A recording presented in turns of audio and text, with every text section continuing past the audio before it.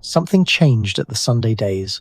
After 3i Atlas swept through its closest approach, the sky that had been quiet began to murmur. A radio whisper appeared where nothing had registered before. Its motion matched the track we expected, yet its timing felt all wrong. At the very same moment, the object shed its familiar tail. New jets bloomed in different directions. The color shifted from rusty red to an electric blue. The path nudged off prediction without a giant cloud to explain the push. This is a paradox with a clock on it. Be here as we test it in public. Tap like, subscribe, and keep watch with us. Start with the signal that is not a signal. On October 24, the MeerKAT radio telescope in South Africa detected hydroxyl absorption lines near 1.665 and 1.667 gigahertz. Hydroxyl is what you get when sunlight rips water apart. When a body near the sun sheds water vapor, the fragments can soak up radio light at very specific frequencies, leaving narrow bites in the spectrum. That is what MeerKAT saw. Not a transmission in the science fiction sense, a chemical fingerprint that says water fragments are present right now. Here is the part that tightens the knot. 2 earlier hunts for the same lines in late September found nothing. Radio silence. Then, only days before the close pass by the sun, the lines appear clean and sharp. The frequency shift fits the expected velocity. The thermal width points to gas that is cold by human standards, roughly 230 Kelvin, and that is seeping rather than exploding away. Think about the timing. If heat alone drives the outflow, you expect a steady ramp as the object glides inward. Instead, we saw weeks of quiet followed by a sudden yes. It looks less like a dimmer and more like a switch. The sky did not hand us only one clue. Around the same time, imaging from Hubble and from ground-based telescopes revealed that 3i Atlas developed multiple jets, not a single graceful tail streaming away from the sun, but a busy field of vents. One 2-meter twin telescope frame even highlighted a sunward jet. That is not impossible, yet it is odd. Radiation pressure usually sweeps dust and gas away from the Sunday. A jet that points sunward hints that some material was launched from the night side or funneled through interior channels with enough momentum to arc forward. Natural rock and ice can do elaborate things. The symmetry here still raises an eyebrow. Another breadcrumb sits in the motion. The Atacama Large Millimeter Array measured a position a few arcseconds off the predicted track after perihelion. A few arcseconds sounds tiny, and to the eye it is, but to precision orbit trackers, it announces a non-gravitational nudge. Most comets get nudged by their own outgassing. Sunlight warms ice. Ice flashes to vapor. Vapor jets act like thrusters. Usually, you also see a bright, puffy coma if the thrust is strong. This time, the coma did not swell, the way you would expect. That is the sticking point. Enough push to move the track a little, yet not enough visible cloud to sell the push at first glance. Pile on the color story. Early images showed a reddish tone typical of dusty organics. Near the sun, the hue drifted blue and even blue-green. There are 2 basic families of explanations. One is light scattering from very small particles that favor blue the way Earth's sky does. The other is glow from gases such as cyanogen and diatomic carbon that light up under sunlight. Either path demands a why now? Why do these particles or gases spike right when jets and motion changes arrive? Why do multiple oddities cluster at the same moment? It helps to pause, breathe, and separate thrill from proof. Each anomaly you just heard has natural models that can work. A surface crust can insulate until pressure fractures it, then everything vents at once. Subsurface plumbing can route gas through a few openings that turn on and off as the body spins. Small blue scattering grains can be made by fresh fragmentation in sunlight. All of that is on the table. What makes this story sing is the choreography. Silence, then hydroxyl. A tail that fades, then a lattice of jets. A path that twitches without a massive cloud. A color that cools toward blue right on cue. This episode sets the stakes for the entire investigation. We will chase the switch idea with care. We will ask whether a thick insulating layer delayed the flow. We will probe whether the interior holds heat and releases it in pulses. We will compare the amount of push implied by the path shift with the amount of material we actually see. We will keep the microphone open to ruled in and ruled out results, and we will do it fast enough to matter while the object is still bright enough to study. You are part of that process. The best thing about astronomy is that transparency is built in. Thousands of eyes can check every frame. As we move through this hour, together, we will define the tests that could break the tie between elegant geology and something less ordinary. Stay to the end for hard dates, concrete predictions, and what your own telescope or camera can contribute. Begin with what radio astronomers actually saw.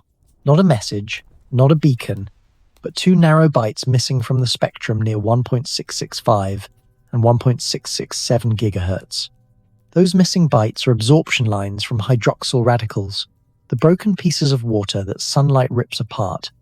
When a cloud containing those fragments sits between us and a background glow, the cloud steals a tiny slice of radio light at very specific frequencies. That fingerprint is chemistry carved into starlight, and on October 24, it finally appeared along the path of 3I Atlas. Now, rewind the clock a month. MeerKAT tried twice in late September and found nothing.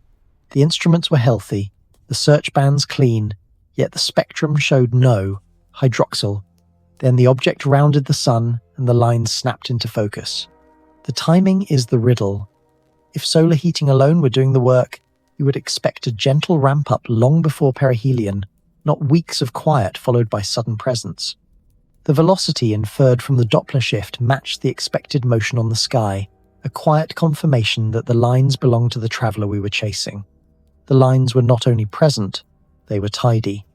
Their width was remarkably narrow, a clue to temperature and to behavior. Wider lines would suggest hot gas slamming outward, a storm of speeds blurring the signature. Instead, the lines were thin, which points to gas near 230 Kelvin that is leaving the surface in an orderly seep rather than an explosive burst. The picture that emerges is a cold surface cracking open in select places and bleeding vapor into space with restraint. Here is why that matters. Classic comet activity builds like a sunrise. As distance to the sun shrinks, energy input grows steadily, ice grains warm, and molecules escape at increasing rates. The hydroxyl signature from 3I Atlas did not follow that gentle climb. It appeared close to the critical moment, almost as if a barrier held until a threshold was crossed. The most conservative reading is an insulating crust. Dust and sintered grains can weld into a cap that traps volatiles beneath. Heat trickles inward, pressure grows, fractures propagate, and then a valve pops. There are other natural ways to delay the radio appearance.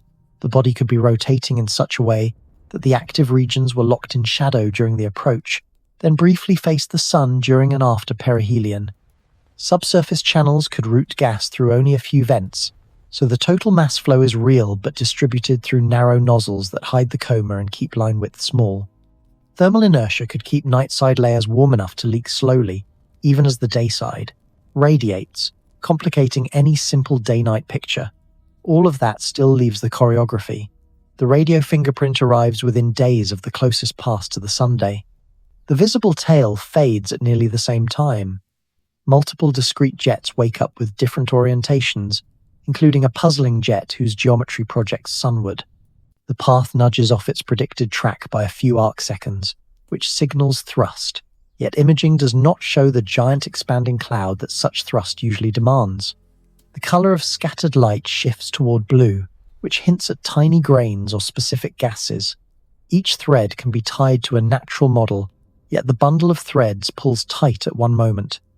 So the conversation must carry two truths at once. First, nothing in the radio data screams technology. Hydroxyl absorption is the most comet-like clue in the entire folder. Second, the late arrival of that clue fits a pattern that begs for a mechanism beyond a smooth warm-up. The burden of proof sits with time and with tests. If subsequent spectra show the lines rising and falling in lockstep with obvious, bright outgassing seen in images, that will anchor the crust and plumbing picture. If lines strengthen while the coma stays faint and the path keeps drifting, the paradox deepens. This is why the radio piece is the anchor for the rest of the story. It is quantitative, it is dated, and it is falsifiable. We have times, frequencies, widths, and velocities that anyone can check. We can compare line strength with images from the same nights. We can watch how the lines respond as the object recedes and cools. A controlled switch would leave a different radio rhythm than a pressure valve that pops and relaxes. The next parts of this investigation will lean on that rhythm as we turn from invisible fingerprints to very visible jets that refuse to behave. Start with the picture that broke the pattern. Instead of one sweeping tail, 3i Atlas sprouted a bouquet of jets that aimed in different directions. Some leaned away from the sun as textbooks would predict, others angled sideways, as if skimming invisible rails. One frame, from a 2-meter twin telescope, highlighted a feature that projected toward the sun itself. That single geometry put the entire comet playbook on the table and then pushed it to the edge. Under simple sunlight physics, dust and gas feel a steady shove that drives them anti-sunward.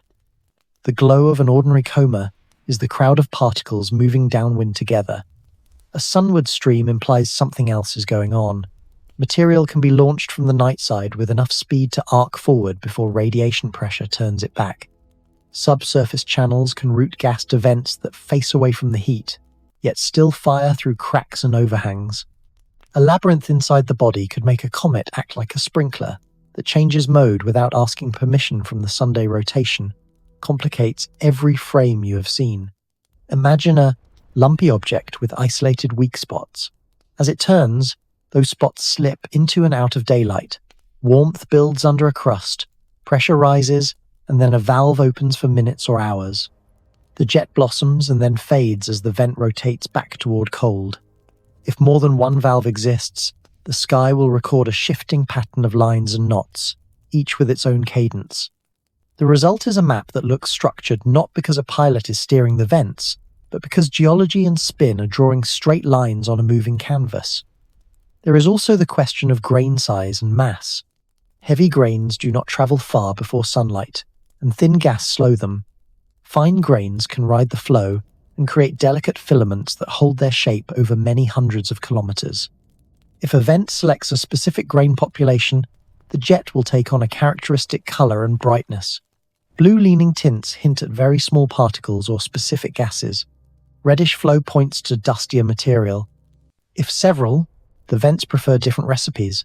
The whole object will wear a patchwork of hues that can change with each rotation.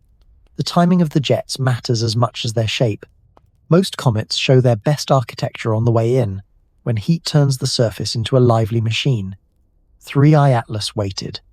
The most complex structure emerged after the closest approach to the sun, when you would expect a slow fade. That backwards order invites two natural ideas.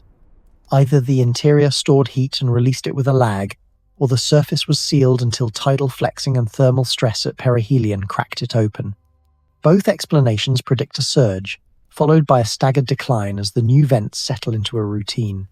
So why did some observers say the jets looked almost geometric?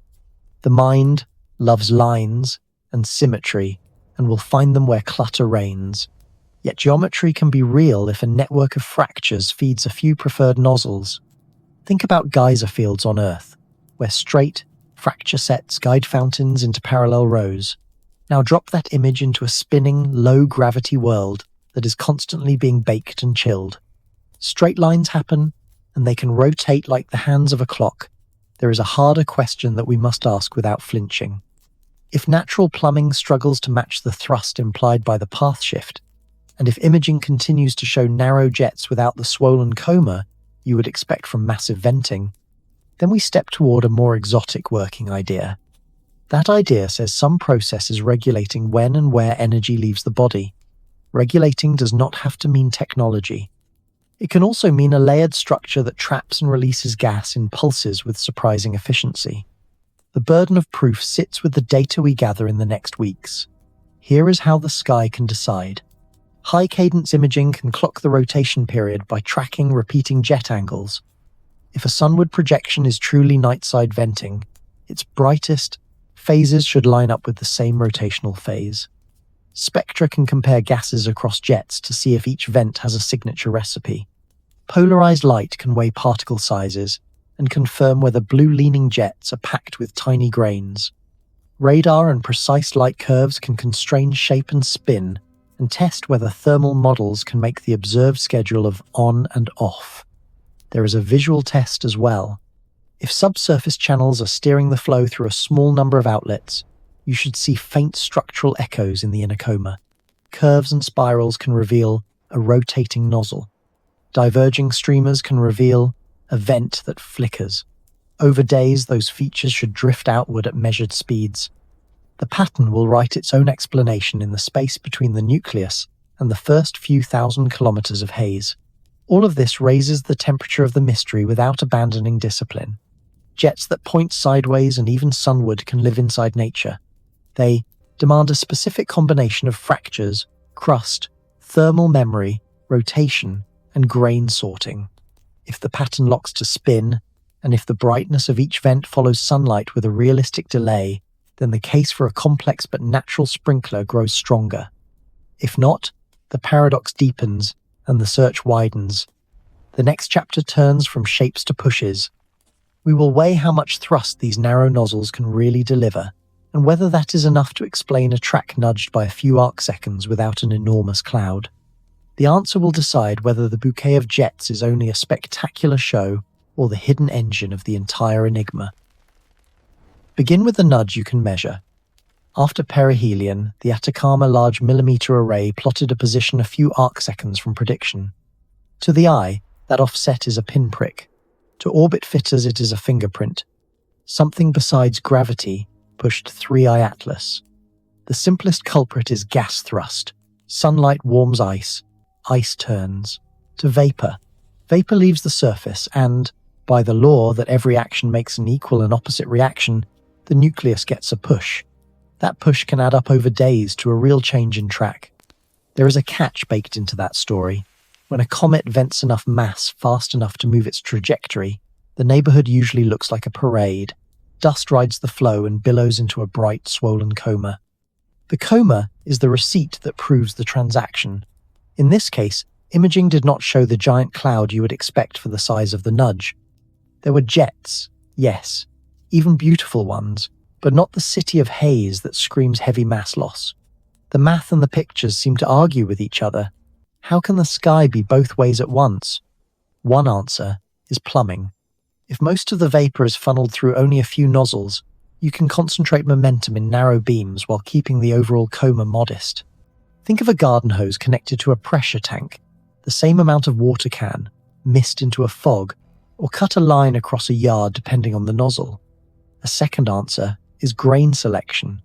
If a vent favors gas with very few heavy dust grains, you get more push per kilogram and less light scattering per kilogram. The engine runs clean, the cloud stays small, and the path still creeps. Thermal memory can play a role. Imagine a layered shell that soaked up heat on the way in and began to return that heat to trapped volatiles only after perihelion. In that case, the strongest thrust arrives as the geometry begins to cool, not warm, and the coma could remain compact because the flow is steady rather than explosive. Another lever is direction. If one or two vents happen to point near the direction that most perturbs the orbit, a small mass flow can have an outsized effect compared with a dozen vents spraying in all directions. Geometry helps or hurts you. There is also the silent partner in every outgassing story. Speed. Thrust is mass flow times exhaust speed. You can trade one for the other. If gas escapes through narrow channels, it can accelerate before reaching open space. Higher exhaust speed means more push for the same mass. That scenario raises the required pressure inside the channels, which in turn asks for strong crust or rock to hold the stress. Suddenly, a modest coma becomes compatible with a meaningful orbit tweak, provided the interior is sturdy and the vents are tight. Now walk the harder path. Suppose future imaging continues to show narrow jets with little sign of a massive expanding cloud, while the orbit keeps needing correction. At some point, the fine-tuning needed to save the natural picture starts to pile up. You need specific vent locations, specific channel widths, specific rotation phases, and specific grain recipes, all lining up to keep the coma small while the push stays effective. Nature can be that fussy. It can also be telling us to widen the hypothesis menu. Here is where the word propulsion enters as a working idea. not a claim. If a body can generate directed force without shedding large amounts of visible material, the track will shift, while the coma stays tame. That force could be gas routed through hidden cracks or something less ordinary. The responsible move is to set tests that discriminate. If the push is natural and nozzle-based, light curves and jet angles should lock to rotation with a repeatable schedule. If the push is intermittent and uncorrelated with sunlit geometry, and if no hidden mass flow shows up in thermal or radio data, the paradox survives to the next round. The next round has clear tactics. Measure the acceleration directly by chaining precise astrometry night after night. Weigh the coma by combining brightness, polarization, and spectroscopic line strength to estimate total mass in the near environment. Track changes in jet position angles to infer the spin axis, and tie thrust directions to surface regions. Watch the radiohydroxyl lines for rises and falls that sync with orbital nudges. Compare all of that with thermophysical models that simulate crust, channels, and heat flow. The model that wins must match the magnitude of the push and the modesty of the cloud at the same time. There is a safety valve in this plan. If a late hidden outburst builds a fat coma, and the path settles back on prediction, the puzzle collapses toward a natural surge that we simply missed at first light. If instead the nudges continue with neat timing and little fog, the discipline is to follow the evidence into uncomfortable territory. Either way, the sky keeps score. Numbers decide, not slogans. What matters for you is that this is measurable in public. You will see the arc-second shifts logged on open trackers. You will see the coma brighten or stay lean on images posted by observatories and amateurs. You will hear the radio lines strengthen or fade in reports from telescope arrays. This is not a mystery that lives behind closed doors. It unfolds on a stage that anyone can audit. The story now turns to color, because the blue-leaning hue that rose near perihelion is either the signature of very small grains or of specific gases, and either option locks into the thrust argument.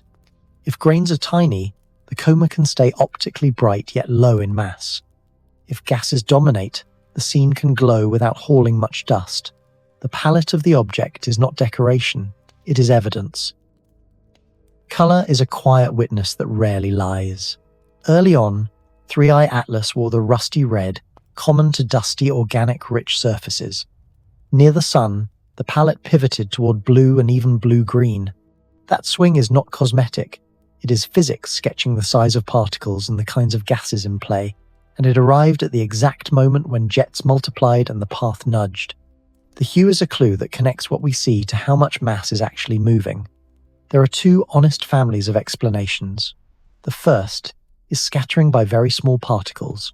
When grains shrink to sizes far smaller than the wavelength of visible light, they scatter blue more efficiently than red. Earth's sky does that trick every clear afternoon. A vent that grinds or flashes material into extremely fine dust can shift the color of the coma without ejecting much mass. The light brightens and cools toward blue, even as the total kilograms stay lean. The second family is emission from specific gases that glow when sunlight pumps energy into their electrons. Cyanogen and diatomic carbon are famous for painting a blue-green sheen around active comets. If those gases rise in abundance, the spectrum pushes the eye toward cooler tones. Again, the mass budget can stay modest, because a little gas can shine strongly when excited. Either route rescues the paradox of push without a giant cloud, at least for a while. Timing is the hinge. The color change rose near perihelion, not far before it. That favors mechanisms with thresholds. Fresh fractures can open pathways that grind, material into fines, feeding blue leaning scattering in a burst. Thermal stress and tidal flexing at the closest approach can free deeper volatiles that produce bright gas emission. In both cases, the palette follows the opening of new routes, not a slow simmer. Geometry matters too. Color depends on the phase angle, the sun-object observer angle that governs how shadowed grains present themselves.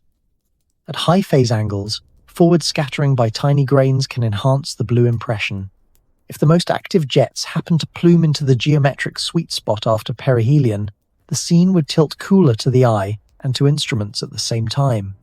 That does not manufacture an anomaly, but it can amplify one already in motion. There is a test you can feel at the eyepiece. and a test you can only do with a spectrograph. Polarized light measurements weigh grain sizes, because small particles polarize scattered sunlight differently than large ones. If polarization swings in concert with the blue shift, it points to a dust-size story. Spectra that isolate the characteristic lines of cyanogen and diatomic carbon will reveal whether gas emission shoulders most of the load. A coma that glows in those lines, while staying faint in dust traces, says the palette is gas-heavy and the mass light. Color also talks to thrust. Finer grains feel radiation pressure more strongly and are removed faster, which can keep the effective coma small while gas thrust keeps pushing. A gas-rich but dust-poor outflow offers even more push per kilogram, since momentum goes into accelerating molecules rather than hauling heavy grit. In both cases, a cooler palette is not only an aesthetic change, it is a mechanical signature that fits a clean-running engine. The conservative picture is still alive. Fresh fractures feed fine dust and deep volatiles for a short season. Color cools, vents align with rotation, and then everything settles. The disciplined way to break the tie is to watch whether hue tracks, predictable cycles tied to spin and sunlight, or whether it decouples and lingers when neither geometry nor heating can support it. If the color breathes with the day-night rhythm and fades as the object cools, nature is speaking plainly. If it stays stubborn while other dials move, the paradox tightens. Next, we bring the human story back into the frame, because when a mystery meets a slow data drip, public trust becomes part of the physics. The silence, the criticism, and the letter from Congress changed the temperature of this discussion, and that shift matters for how quickly the sky can answer. Mysteries grow faster when information drips slowly. As the jets flared and the color cooled, the public message from the space agency sounded calm. The line was simple. This is an interstellar comet behaving within a wide range of natural possibilities. No threat, no reason to stretch for exotic answers. Under normal skies, that tone would settle dust. Under these skies, the timing of the anomalies and the gaps in high-resolution imagery kept a hum of doubt alive. Criticism arrived from a familiar voice in physics.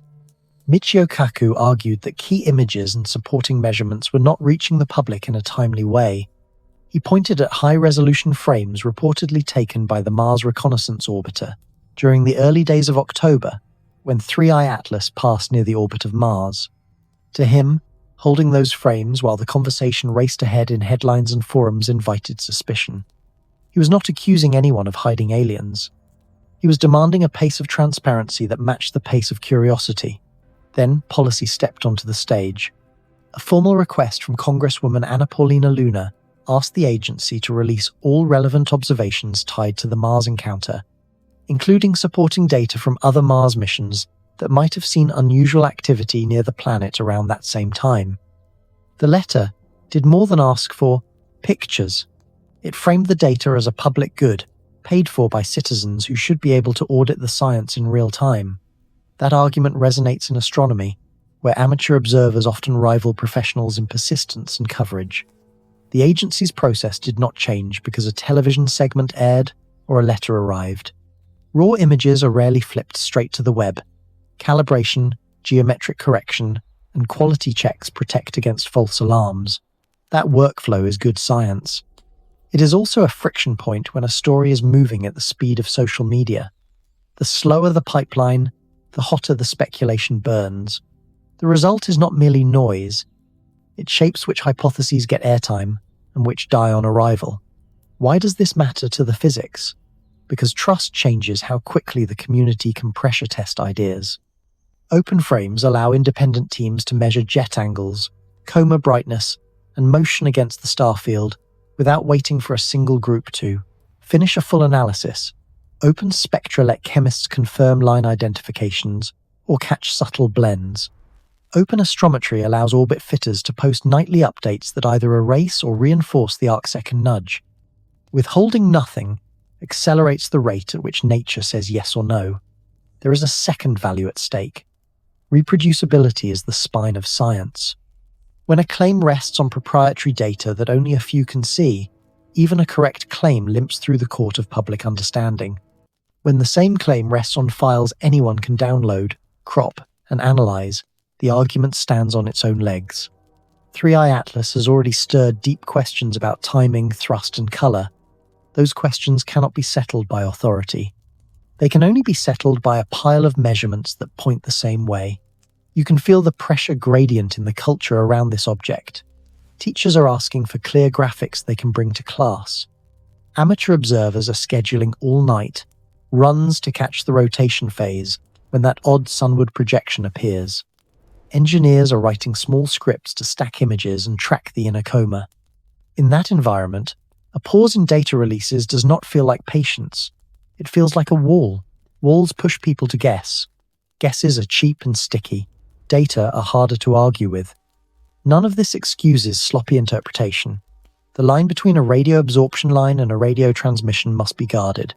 The line between a narrow, efficient vent and a directed thruster must be guarded. Precision protects wonder. The call for open data is not a call to abandon discipline or to elevate wild claims. It is a call to let methods win in public view. If the requested images and logs arrive and show a workaday comet venting through a handful of cracks, the story does not end in disappointment. It ends in relief and in new insight about crusts, fractures, and thermal memory on visitors from other stars.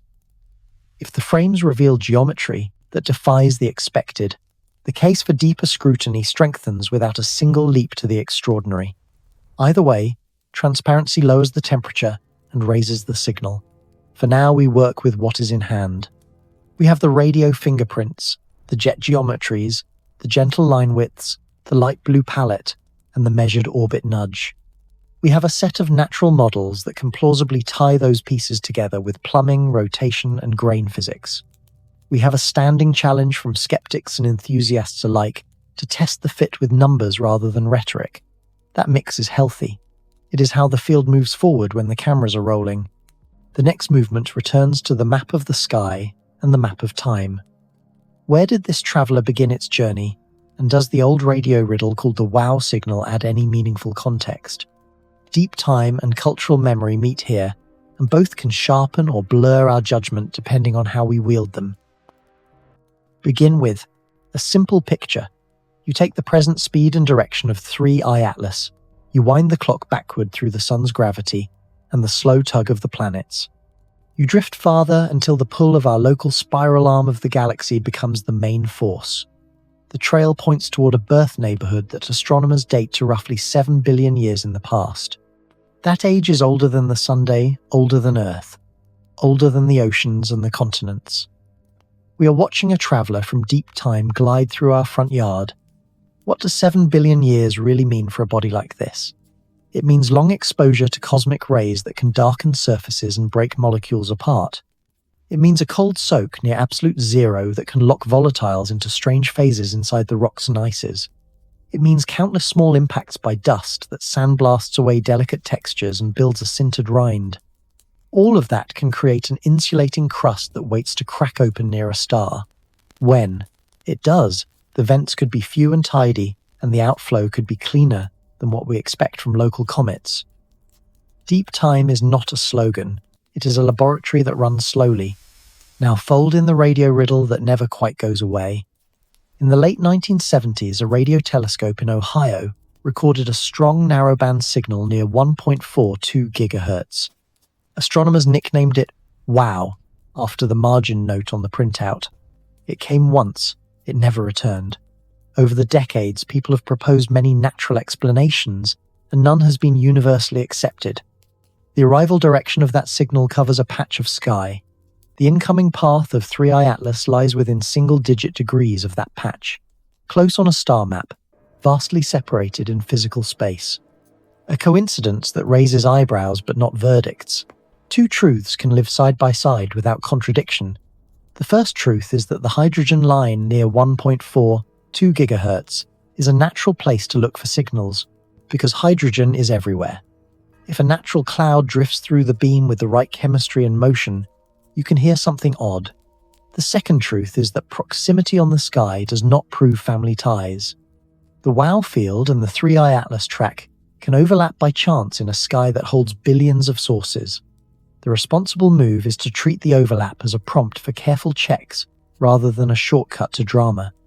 Deep time and the WOW coincidence do something useful when handled with care. They widen the list of natural models and they sharpen the tests. A traveler that old may carry a nickel-rich makeup if it is a shard from a differentiated world that died long ago. If that is right, then certain spectral bands in the visible and near-infrared should lean in specific ways. A crust that spent eons in hard vacuum may crack along straight fracture sets when forced by heat and tides. If that is right, then jet orientations should repeat with rotation and keep time like a clock. A path that crosses a famous radio neighborhood invites high-cadence monitoring across the 1 to 2 gigahertz range to catch anything that stands above noise and repeats with geometry. There is also a cultural reason to be precise. The moment you say the words deep time and radio mystery in the same breath, the human brain wants a story with intention. Intention is not data. Timing and repetition are data. If a faint radio line appears at a stable frequency offset that matches the object's Doppler shift, and it rises and falls with the same cadence as the jets, you can build a natural chain from chemistry to motion. If a narrowband tone appears off that chain with no chemical line to blame, and if it repeats at specific orientations in a way that tracks a vector rather than event, the case for something unusual grows. Until then, coincidence means only that two interesting things share a neighborhood on the sky. So we return to humility in the face of a very old traveler. The 7 billion year origin gives permission to expect weird crusts and smart plumbing made by geology rather than by design. The closeness to the wow field gives permission to listen harder across the radio bands without skipping steps. Both threads reinforce the same lesson. The universe is under no obligation to keep our models tidy. Our job is to set clean experiments and let the sky answer. The next stage shifts the focus from where it came from to how it moves right now. Small but persistent corrections to the predicted path hint at a pattern that may be testable. If those nudges follow the rhythm of sunlight and spin, we will be reading a natural engine. If they arrive on a schedule that makes no sense for outgassing, the word controlled will no longer feel like a headline. It will feel like a question we must answer with numbers. Begin with a quiet number that tells on everything. Each night, astronomers post an ephemeris, which is a table of predicted positions for the object. When fresh measurements arrive, the table is adjusted. With 3i Atlas, those adjustments have not been random noise. Small velocity tweaks keep appearing, enough to move the predicted spot on the sky by a hair, and they have arrived even during periods when images look restrained. That is the seed of the controlled question. Outgassing is the first and most sensible suspect. Sunlight heats a vent. Gas leaves like steam from a kettle. The nucleus recoils a little. If that is the whole story, the timing of the nudges should follow the timing of surface heating and rotation. When a particular vent faces daylight, the push should rise. When it turns away, the push should fade. A map of thrust against rotation phase should look like a tidal chart. So far, the picture is a tangle. There are intervals when visible activity spikes, yet the path hugs the prediction. There are intervals when the jets seem quiet, yet the orbit fit wants a correction. That mismatch does not prove anything exotic, but it challenges a simple one-to-one link between outflow brightness and push. It means we must look for hidden variables that do not splash as light. Channel geometry, exhaust speed, grain load. All of them can change thrust without changing glow in a straightforward way. There is a clean way to test for choreography rather than coincidence. Plot the measured accelerations against the angle between a candidate vent and the sun at each moment. If the vents are natural nozzles tied to rotation, the acceleration should peak at the same rotation phase over and over. Pair that with radio and optical spectra so we know how much gas or dust was actually present during each push. If the thrust crest keeps time with a clock on the surface and the gas budget makes sense, the mystery collapses toward elegant geology. Now set the other possibility on the bench. Suppose the accelerations repeat on a schedule that ignores the Sunday. Suppose the peaks occur when the object is in a specific geometry relative to Earth or to its own path, rather than to the subsolar point. Suppose the nudges are sharp onsets and clean cutoffs with no gradual warm-up. That is when the word controlled earns a place in the conversation, not as a conclusion, as a hypothesis that survived the first round of natural timing tests. We also need to rule out the quiet forces that often haunt small worlds. Thermal recoil, which is heat leaving the surface asymmetrically, can act like a tiny rocket if one side stays warmer than the other. Solar radiation pressure can push lightly on a body with a high area to mass ratio, though that is usually a dust effect rather than a nuclear scale force. Magnetic interactions near the sun can torque ionized gas streams and bias the direction of flow. Each of these can shift a track without lighting up the coma like a lantern. Each leaves a distinct pattern in time that we can search for. Precision is our ally. Nightly astrometry with sub-arc-second. Accuracy turns the orbit into a heartbeat monitor. Radar ranging during the Earth approach adds a second heartbeat that is much harder to fool. High-cadence light curves can pin down rotation to minutes and reveal whether the spin is steady, tumbling, or being torqued by jets. Polarimetry weighs particles and lets us estimate mass in the coma rather than guessing from brightness alone. Radio lines from hydroxyl or other fragments can trace gas production rates even when dust stays shy. Combined, those tools link push to physics instead of to mood. There is a social trap we must avoid while we run these tests. The human brain falls in love with the word controlled because it whispers intention. Intention is an inference that should only arrive after the natural clocks fail. The right posture is brave patience. Write down the prediction that a given vent will fire when the rotation brings it to the morning side. Write down the prediction that a clean nudge will follow by a fixed lag. Check it on 3 nights. If it fails, adjust the model. If it passes, keep the model and harden it with more data. There is a possible middle ground that deserves airtime. A layered crust could act like a mechanical regulator. Pressure builds in a cavity until a fracture opens.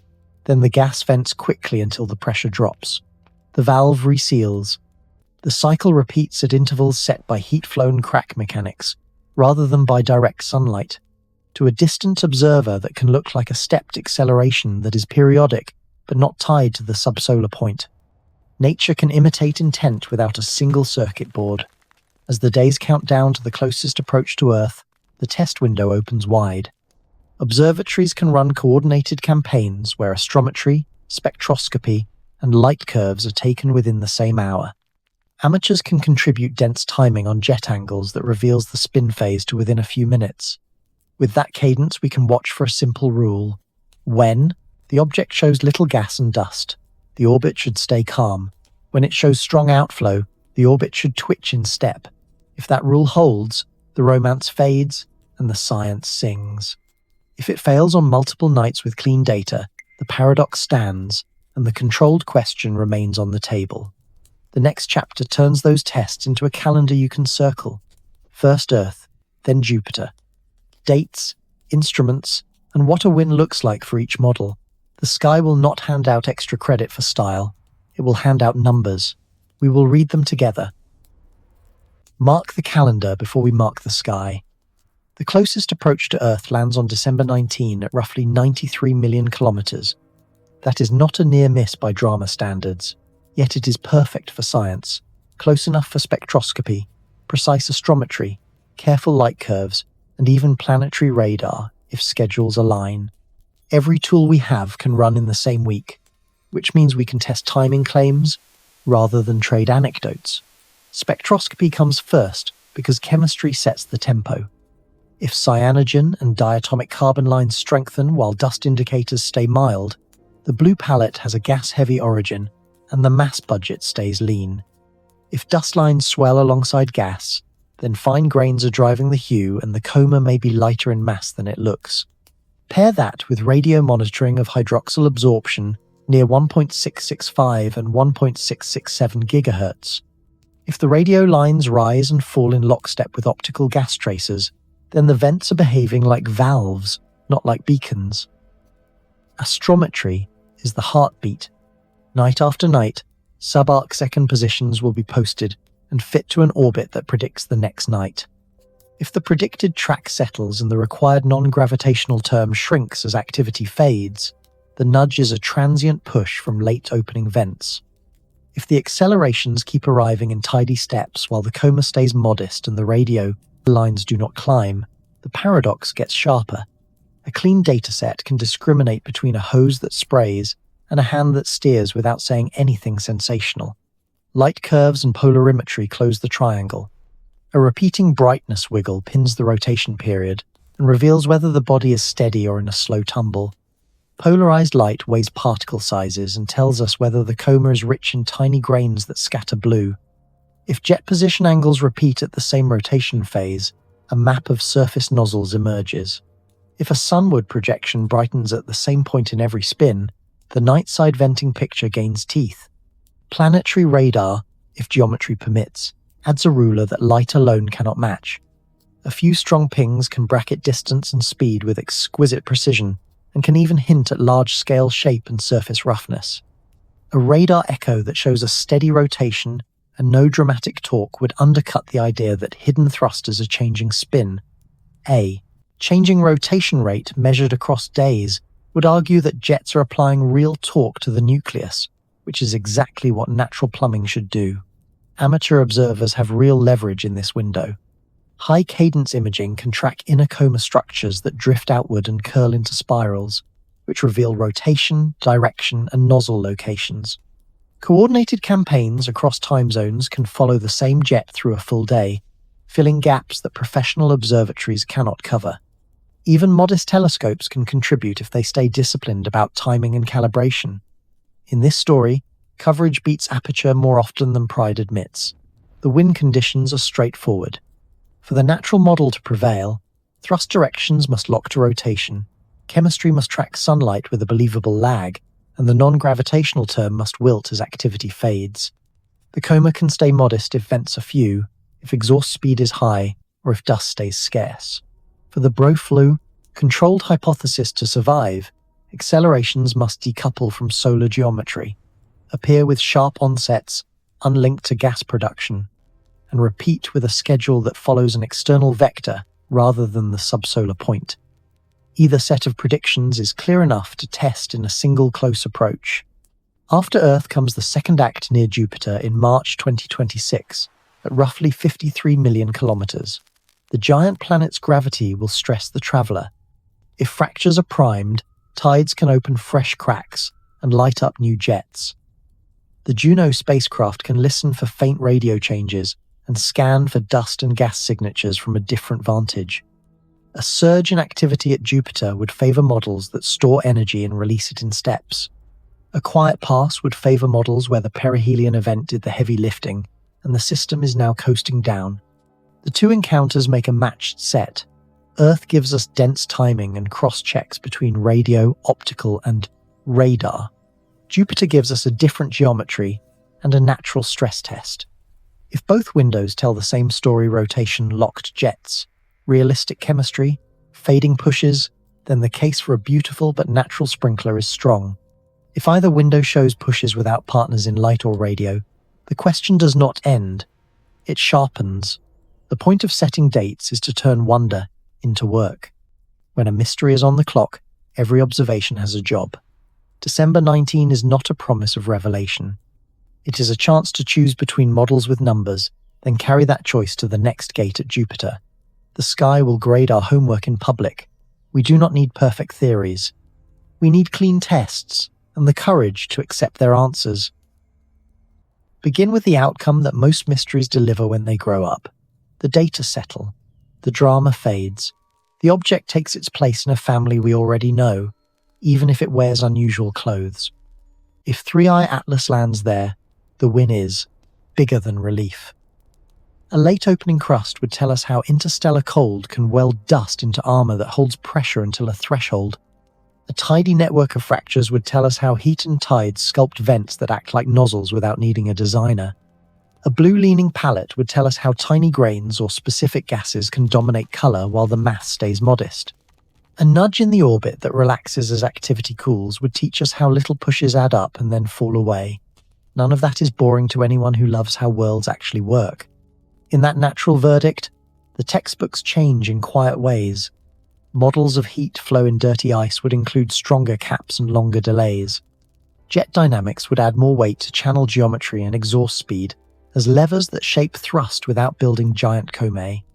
Photometry would update its rules of thumb for color and polarization when grain sizes slide into the very small, and a generation of students would learn that a traveler from deep time can still surprise every instrument we own while staying inside the laws we trust. There is another outcome that matters just as much. Ambiguity that refuses to die after the best tests we can design. It happens. Oumuamua left with questions still on the table. Borisov answered others with a flourish. 3i Atlas could split the difference. If the closest approach to Earth and the later pass near Jupiter yield clean data that point in mixed directions, then we will not have failed. We will have mapped the edge of what our current tools can resolve. The legacy would be better methods, faster pipelines for open data, and a community trained to hold uncertainty without melting into noise. Save one more path for last. The rare path. The path that begins when numbers write the word controlled in a hand no one can ignore. A repeating acceleration that is sharp in onset, yet not tied to sunlight. A radio tone that sits outside known chemical lines, yet follows a vector in space with clockwork precision. A rotation state that changes in ways a weak jet cannot explain. A surface that behaves like a regulator rather than a fracture field. If a suite of independent teams reads that same message, then the story becomes larger than a single visitor. It becomes a cultural and philosophical turning point. What happens then is not fireworks. It is paperwork and patience. Claims would move through peer review and replication. Observatories would coordinate to rule out every instrumental ghost. Space agencies would negotiate how to speak carefully while speaking quickly. The best voices would remind us that an extraordinary conclusion is not an ending. It is the start of harder questions about origin, purpose, and the timeline of intelligence in the galaxy. No matter where you stand on that horizon, the first duty would be the same. Protect the method that got us there. Protect the habit of publishing data that let everyone check the work. Across all, out comes the practical advice hardly changes. Keep asking for open files so ideas can be tested in daylight. Keep language precise so a hydroxy radio line does not become a message by mistake. Keep recording your own observations if you have a backyard instrument, because dense timing from many places often beats a single giant mirror. Keep your mind elastic enough to accommodate surprise without snapping into fantasy. The universe rewards that posture because it mirrors how nature actually operates. Ruthless about facts, generous with wonder. It is also worth remembering what this hour has really been about. Not the thrill of a reveal, but the craft of setting clean tests that can survive both excitement and scrutiny. We followed a chain that began with a quiet radio bite and wound through a bouquet of jets, a small shove off course, and a palette that cooled toward blue. We traced those clues to their natural endpoints and set markers for what would have to be true if something the stranger were at work. That is how curiosity earns its keep, by writing rules for its own behavior. So hold your breath for the next clear night, and then let it out slowly. If 3i Atlas resolves into a beautiful machine built by ice and time, celebrate the elegance hiding in ordinary physics. If it refuses to resolve, respect that honest mysteries have their own schedules.